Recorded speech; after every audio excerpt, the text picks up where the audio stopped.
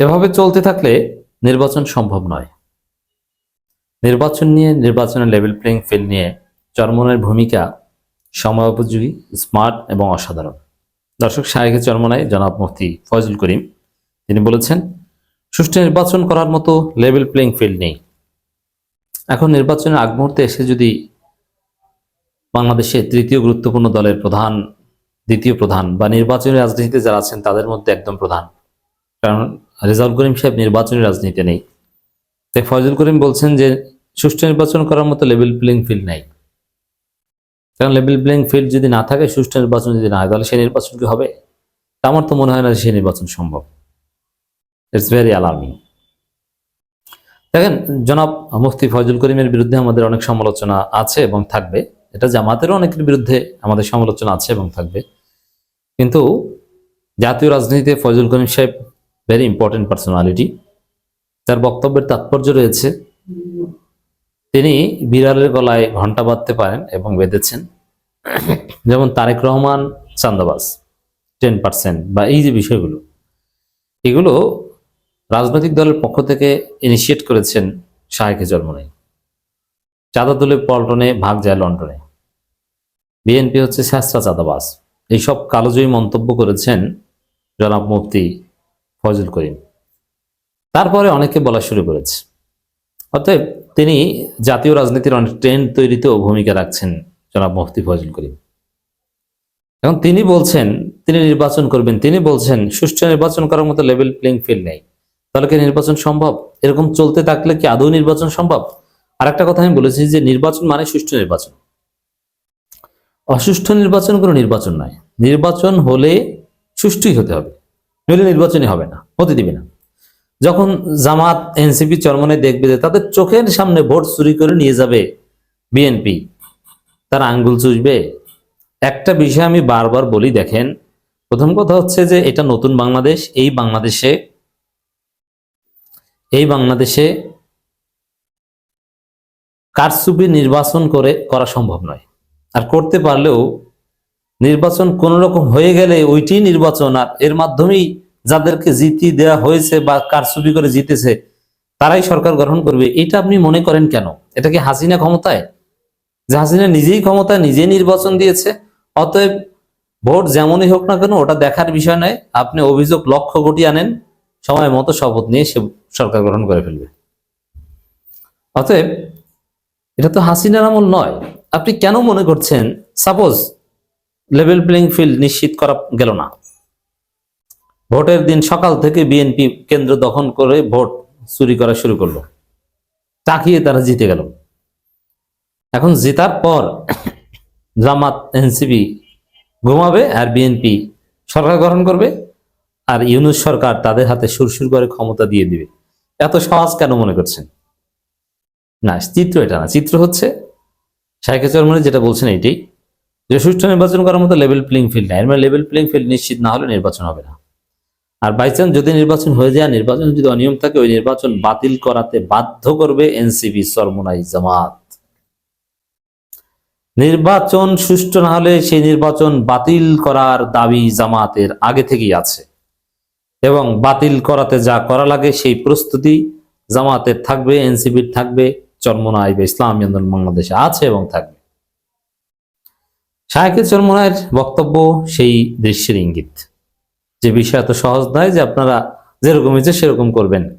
না, সমাধান করতে হবে। সুষ্ঠু নির্বাচনই একমাত্র পথ। অসুষ্ঠু নির্বাচন করে, কারচুপি করে যদি বিষয়টা দেখেন, বিএনপির লোকজন যেটা ভাবছেন যে কোন রকম ভোট কেন্দ্র দখল করে সিল মারতে পারলেই হলো, না, এটা মনে করার কোনো কারণ নেই। এতে লাভ নেই। কেন লাভ নেই? সহজ হিসাব দেখেন। ক্ষমতায় কি এখন বিএনপি? যদি এখন বিএনপি ক্ষমতায় থাকতে, তাহলে তারা পারতো যে নির্বাচন যেমনই হোক হয়েছে বাবারা, তোমরা ঘরে ফিরে যাও, আবার শপথ পড়লাম, পুলিশ টুলিশ তো সব আমাদের। না, নির্বাচন হয়ে গেলেই যেভাবে হোক না কেন ঘটনা ঘটে গেছে ফাইনাল, এটা মনে করার কোনো কারণ নেই। এটা কেউ মানবে না। আপনাকে নির্বাচন সুষ্ঠুই করতে হবে, আর নির্বাচন সুষ্ঠু না হলে সেটা বাতিল করতে হবে। অতএব এখনো যে অনেক অনিশ্চয়তা, সরকারকে অনেক দূর পাড়ি দিতে হবে, এটা ফজল করিমের বক্তব্য থেকে স্পষ্ট। বর্তমানে দেশের সুষ্ঠু নির্বাচন অনুষ্ঠানের জন্য প্রয়োজনীয় লেভেল প্লেইং ফিল্ড নেই বলে অভিযোগ করেছেন ইসলামী আন্দোলন বাংলাদেশের আমির সৈয়দ মোহাম্মদ রেজাউল করিম। তাহলে এর অর্থ কি? এর অর্থ হচ্ছে লেভেল প্লেইং ফিল্ড নেই, এর মানে নির্বাচনের পরিবেশ নেই, নির্বাচন হচ্ছে না।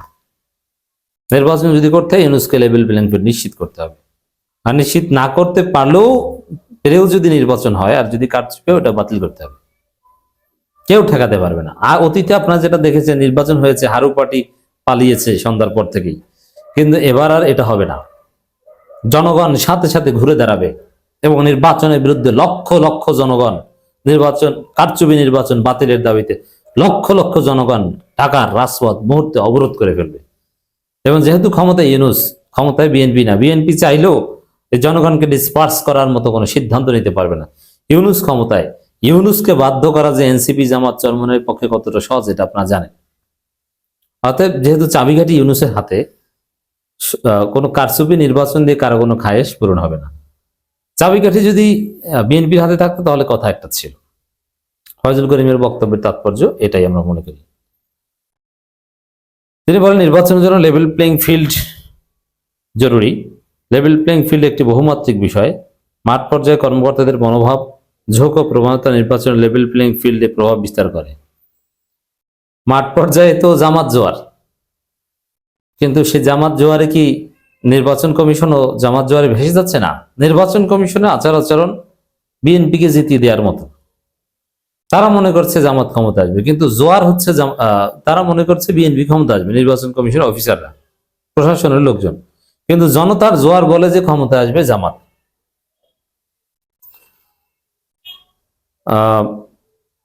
মাঠ পর্যায়ে সার্বিক পরিস্থিতি বিশ্লেষণে সুষ্ঠু নির্বাচন করার মতো কাঙ্ক্ষিত লেভেল প্লেইং ফিল্ড বিদ্যমান নেই।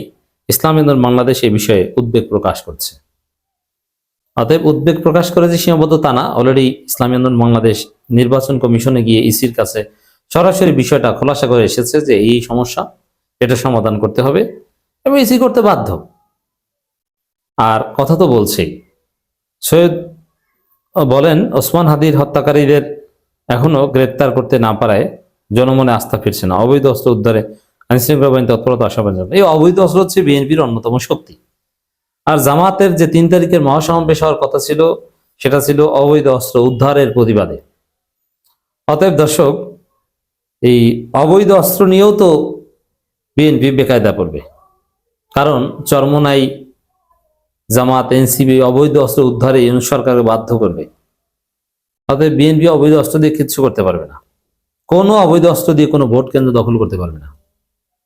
অবৈধ অস্ত্র পিছন থেকে জনগণ ঢুকিয়ে দেবে, ছাত্র জনতা ঢুকিয়ে দিবে, এনসিপি জামাত ঢুকিয়ে দিবে, চরমোনাই তো আছেই। তো দর্শক, আমরা যদি এক কথায় বলি সহজে, যে অ্যাকর্ডিং টু শাইখে চরমোনাই সুষ্ঠু নির্বাচনের মতো পরিবেশ বা নির্বাচন যথাসময় হওয়ার পরিবেশ আসলে এখন আমরা দেখছি না। তো ইউনূসকে অবশ্যই পরিবেশ সুষ্ঠু করতে হবে, নইলে তার কপালে বিপদ আছে।